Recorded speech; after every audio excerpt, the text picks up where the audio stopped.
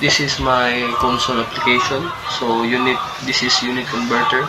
So it converts meters to feet or feet to meters. So first, import java.util.scanner. So this code imports the scanner class from the Java util package, allowing the program to read user input. So next, public class unit converter. So this defines a class named unit converter and public static void main string args. The main method is the entry point of the program. It is executed when the program is run. So next, scanner is equals to new scanner system.in. So the scanner object name scanner is created to read input from the console. And this clear method, the clear method clears the console screen. It uses escape sequence to send commands to the console. So this code. Next is the user input. So the program prompts the user to enter the length value, reads it using the scanner, and then clears the console screen. So kani enter length. So yung enter, so ma-clear pagka-command. So tapos next is the user input source unit. So so the user is prompted to select the user unit, either meters or feet. By entering the corresponding number, the choice is stored in the source unit variable and the console is cleared. So next is the user. This is the user input target unit. So similar to source unit, and the user prompted to select target unit and choice is stored in the target unit variable. So this one. So conversion result. So this one, the convert length method is called with the user inputs and the result is stored in converted value. The converted value is then displayed in console. So next, this public static double, no? This method performs the actual and conversation based on the user's choice. It uses conversion factors and returns converted value. So next, this one.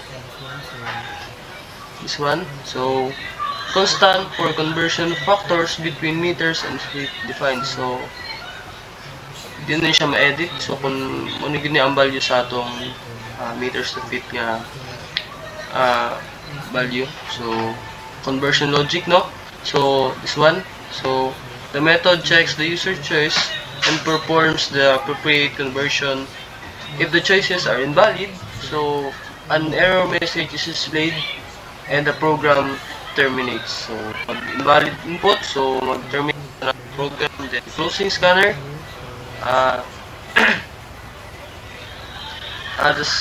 The scanner is closed to free up system sources. The program then naturally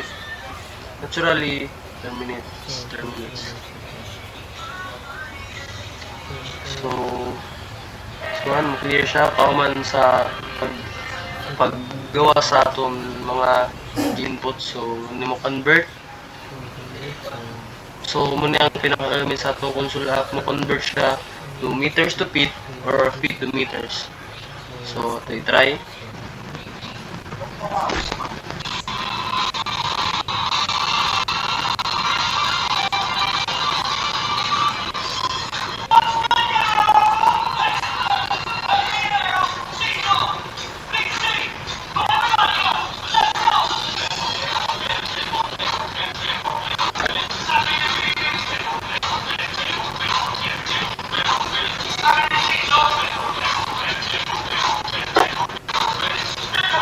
Internal value, so 2.3.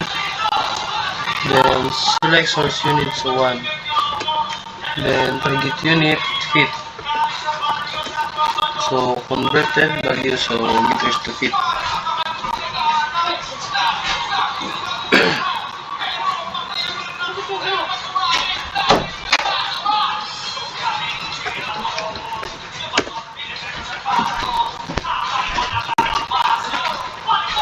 So let's try again.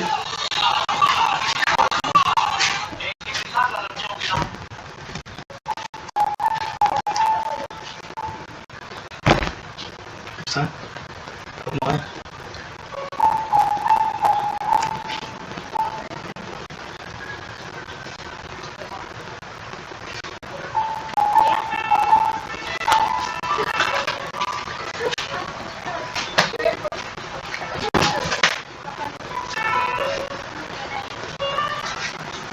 So enter length values, example 5, then strike feet, then select target units, so meters. Yan. May answer. So that's all.